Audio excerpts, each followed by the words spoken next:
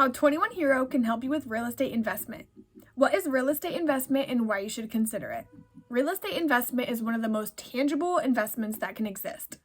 Real estate can be passed on to your children, which can offer them additional financial security. But like any investment, there are always risks, and that's why we're here to guide you. So there's the classic real estate investment. You buy a property, rent it out, and that way you get rent every single month. If your expenses are lower than the price of the rent, you have a monthly income without doing anything because you already did the work when you bought the property. Part 2. Is it possible to invest in real estate with a low capital? There are also other ways to invest in real estate.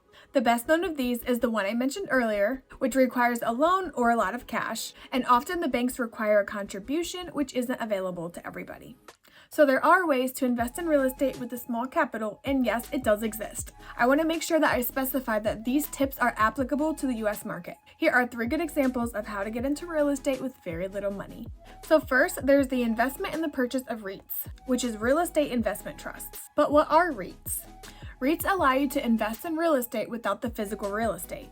Often compared to mutual funds, they're companies that own commercial real estate such as office buildings, retail spaces, apartments, and hotels. REITs tend to pay higher dividends, which makes them a common investment in retirement. Investors who don't want or need the regular income can automatically reinvest those dividends to grow their investment farther. Secondly, you can simply find a property and rent it out on Airbnb even if you are not the owner. Maybe I've already rented an Airbnb property to someone who does not even own the property. We will explain more on this in another video. Finally, if you own your home and have a room, a garage, or just a room that you don't use, you can rent it out. But be careful to respect the regulations if you rent a room out to someone. On the other hand, renting your property is much simpler because it's subject to fewer rules. You can also rent a room as a storage room for someone who needs this kind of rental. If you are a tenant in your home, you can always sublet a room that you don't use very much in agreement with your landlord. And that's money that comes in without making too much effort. Part 3. How to get a down payment.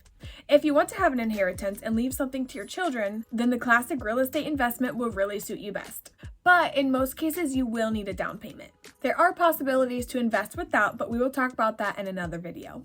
So how do you get a down payment? So first, you need to identify how much you need, and therefore what would be the price of the overall investment. Once the amount you need has been identified, here are the different options to start looking for a down payment.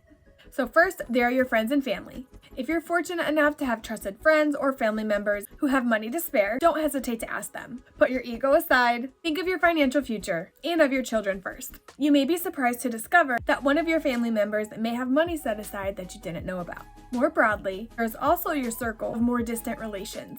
Colleagues, neighbors, etc. Of course, you have to be in a relationship of trust, and do not hesitate to make an IOU. This should be in writing to formalize everything between you. Secondly, there is the option of the consumer loan. Institutional banks can grant you small loans for the purchase of a car, for example. By the way, we don't recommend you buy a car this way, but that's another story for another video. You can use this type of loan to use it as a down payment. Of course, the investment will not be of a very big amount.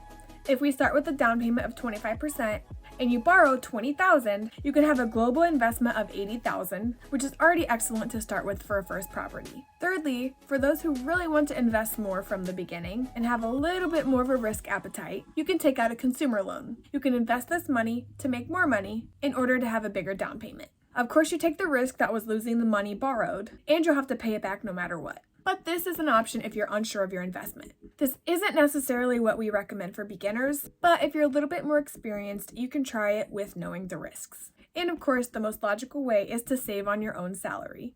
Of course, if you have a bigger salary, this will be much easier. And we'll give you more information on how to save your money in other videos. Part 4, the tip from 21 Hero. We recommend the Bigger Pocket website, which is the forum only about real estate for those who want to know more before 21 Hero launches. The link is in the description. Part 5, how 21 Hero can help you. Thanks to 21 Hero, you will have an advisor that will give you all the advice I just listed, but specific to your situation. And we will show you step by step how to apply these.